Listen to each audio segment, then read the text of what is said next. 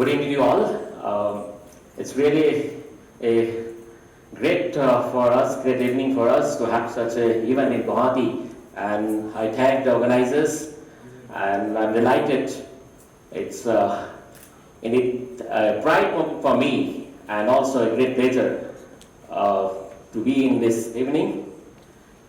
Northeast India, as we all know, that comprises of 7 sisters, and Himalayan state of Sikkim shares about 98% of its borders with countries.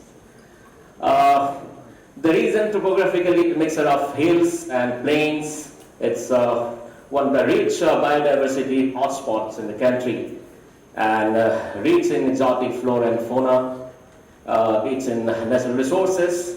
Region is having high concentration of tribal population, having distinct culture, art, the custom, rituals, and one of the diverse regions in that country. And what we have seen in last 1 decade, was more than that, many discussion initiatives have taken place to make Northeast as a gateway to Southeast Asian countries, ASEAN countries. And the borders, they are seen as opportunities, gateway of opportunities for trade, commerce, economic engagement, diplomacy, not seen as barriers. So the theme of today's event, that no more boundaries, has a lot of significance. And what I'm going to speak today is basically on the natural connectivities that Northeastern region has with the communities of Southeast Asia. And it's entirely based on my research. As a student of Jawaharlal Nehru University almost 12 years back, I made extensive studies on this area, and discovered that we have many similarities, natural ties with Southeast Asian, East Asian countries. And I visualize Northeast India as a factor eradicating borders and boundaries between India and Southeast Asia. The boundaries that I'm referring here, I'm talking about both physical and emotional boundaries.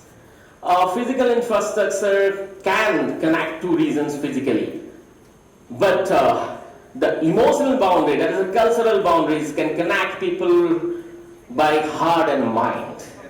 And what is missing in most of the research and policy decisions, that what we see that policymakers and scholars, they emphasize more on facts, studies, empirical studies, and theories, and often leave out this important element of any relationship that is bounded with love and affection. So, as I already said, that we have natural connectivity in Southeast Asia in terms of ethnicity, language, custom, rituals, our traditions. For example, if you see the Thai homes, one of the very dominant ethnic group in Northeast India, has its origin in the Thai race of Southeast Asia. This Thai race is found many places of Southeast Asia like Myanmar, Thailand, Vietnam, and Laos. It is known as Shan in Myanmar, and Thai in Thailand, Lao in Laos, and Tay in Vietnam. And similarly, if you see the Meitei community in Manipur, also has origin in Thai race of Southeast Asia. Again, we have similarity in Mizoram also. The Mizos and the Kukis, they have origin in China, the Singlung community that is found in China as the origin of this community.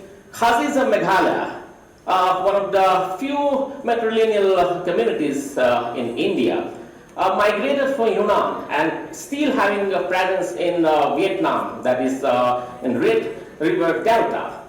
So we have similarities in terms of ethnicity. Again, we have similarities in terms of languages. The Thai homes languages are the homes, and the Meitei and Manipuri or Lusai and Mizoram, they belong to the same, this Sino-Thai group of languages that is widely spoken in Southeast Asian countries of Myanmar, Thailand, Laos, and Vietnam. And you see that in Upper Assam, we have a community called Singphos. They are belong to the Thai race and still speak in the Thai languages. We have more similarities of the culture also. Manipuri dance. This dance form has similarities with Balinese dance and Thai dance form in terms of the textures. Again, if you see the festivals and traditions, in Assam, we celebrate Rangali Bihu.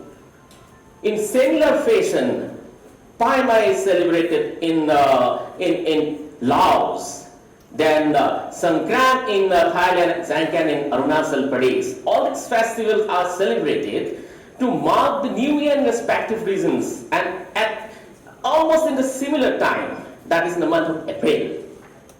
See, Pai Mai is the Laotian New Year, and it has the customs of throwing waters on each other, and it also includes components of dance, singing of songs, or cleansing of statues and images of Lord Buddha.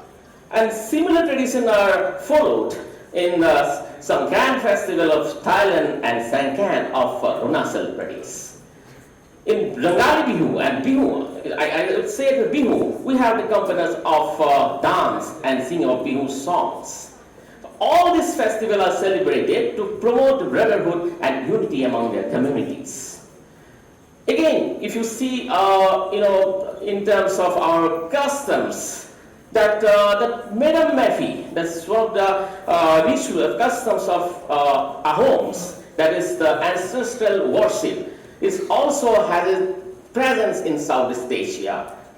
And the keeping of flying dragons by homes in the scriptures also we found in Thai communities of Thailand. If you see the food habits and dress styles or other rituals of various communities of Northeast India, will find many similarities with the communities of Southeast Asia. Say for the Changhar, that is we find among the homes and missings in the Assam. These are houses made of wood and bamboos. It's also are also found in Southeast Asia, and we have also similarities in terms of our handlooms and handicrafts. The culture of reading of airy homes and sericulture that is very much found in the Assam is also having its presence in Southeast Asia. So, we have natural connectivities. We are naturally connected with Southeast Asia. So what we need to do, that we have to initiate more and more people-to-people contact between these two regions.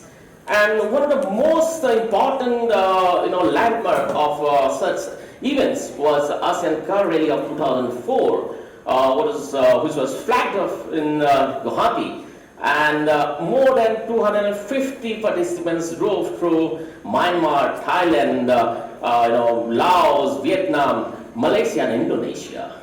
This car rally was reorganized in 2012. So we need to have more and more such activities and to have more engagement, whether this engagement in terms of economy or diplomacy or cultural field. We need to have such activities first. And the first and foremost thing is to exploit the natural ties we have. And for that, I feel we need to put innovation and technology on already existing the aspects of natural ties. Say for the handlooms and handicrafts, we have similarities in Southeast Asia. If we put technology and innovation into these aspects of natural ties, we'll get a new market for the Northeast region, and the people from Northeast will get benefit. And another thing that I feel that we need to promote entertainment through cultural exchanges. These two elements, this putting of technology and innovation in already existing elements of natural ties and the promotion of entertainment through cultural exchanges would create a model, a design of cooperation, and this model in this model, any further engagement with Southeast Asia, the beautiful region of Asia Pacific would be easier, whether it's in economy or trade or commerce or diplomacy. And that's how I see that in connecting Northeast India beyond its border. Thank you very much.